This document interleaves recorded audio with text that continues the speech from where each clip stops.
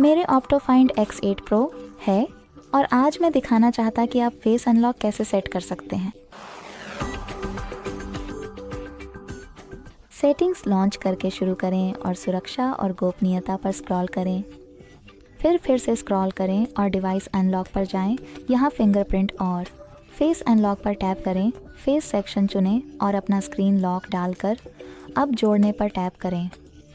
अपने चेहरे को फ्रेम में रखें और अपनी स्क्रीन से सभी निर्देशों का पालन करें।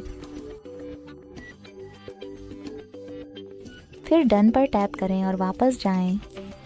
तो जब मैं अपनी स्क्रीन बंद करता हूं और फिर से चालू करता हूं, मैं देख सकता हूं कि फेस अनलॉक सही तरीके से काम कर रहा है। देखने के लिए बहुत धन्यवाद। अगर आपको यह वीडियो पसंद आया तो लाइक, कमेंट और सब्सक्राइब करें। अलविदा।